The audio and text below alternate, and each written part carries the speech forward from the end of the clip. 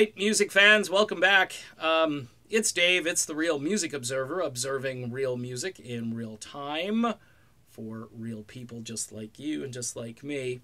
Every so often, someone will send me a link to what Eddie Trunk is talking about. He was talking about the Kiss end of the road thing, and it's not my wheelhouse to talk about Kiss. I wasn't a huge Kiss fan. I have one friend online who lives, eats, drinks, and sleeps Kiss. I don't know. And whether it's the makeup or the crazy antics or Gene Simmons' very crazy tongue that comes out of his mouth, I don't know. There were friends of mine that loved it. I got into it a little bit in the 80s because I think the music changed and they were trying really hard, hanging out with guys like Desmond Child and so forth, and their writing changed a bit. They even wrote power ballads, which was kind of cool, I thought.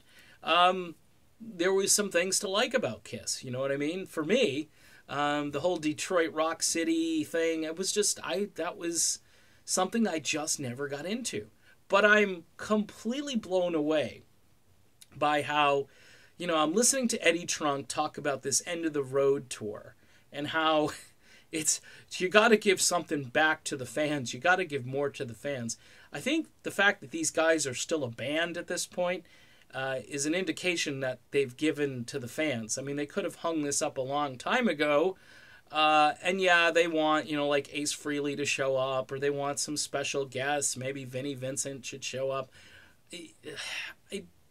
I'm just not that into it to kind of understand why this would be a jip if you're a Kiss fan and it's the last time they're going to tour. Now, of course, they pulled the farewell thing before, but I think if you register a trademark end of the road, you wrestle a title away from Boys to Men, at this point in time, I think you're serious. And I think if I know Gene Simmons and Paul Stanley and what they've been saying as of late, I think they're getting tired of dressing up like cartoon characters. This is what I'm thinking.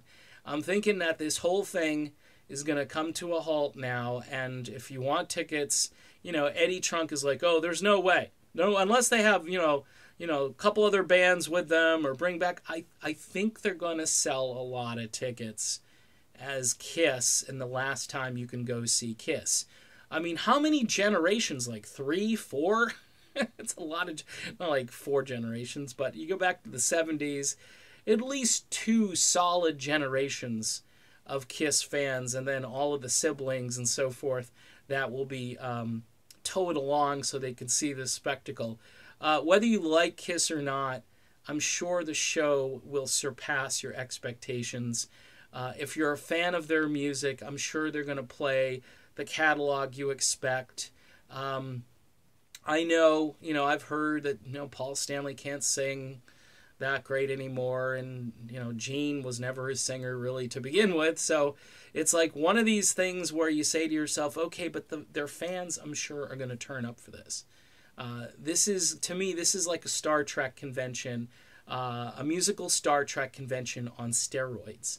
And the people who love it really love it. By the way, I'm not trying to disparage Star Trek fans because, again, if you're into that and it brings you joy and happiness, by all means, So rather than throwing cold water, he's coming from like the Irving Azoff satellite network. Is Azoff not in charge of Kiss? They probably have a different management company or something. And I smell a rat when I start hearing big corporate dudes, saying, no, you don't want to go see this, or they need to do this, or you probably shouldn't go see it, or it's not for me.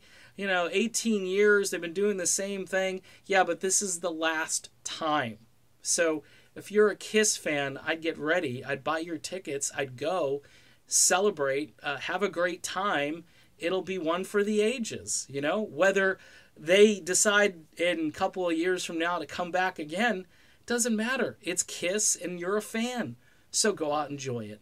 Go in and enjoy it. And don't worry about Eddie Trunk. I mean, he's got to have something to talk about, just like me. And, he's a lot smarter than I am. He's in a better place. He's a lot more professional and so forth. But at times you listen to this stuff and you go, you know, you had this segment, 10 minutes or whatever, on Kiss, all right, and you could have been promoting a band from Sweden or Norway or somewhere that's making all kinds of waves and bring their music to the States and get people interested in the future.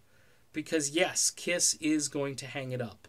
And then what? Kiss tribute bands forever? We need some new music to listen to. At least some of us do. All right, done with this video. See you soon.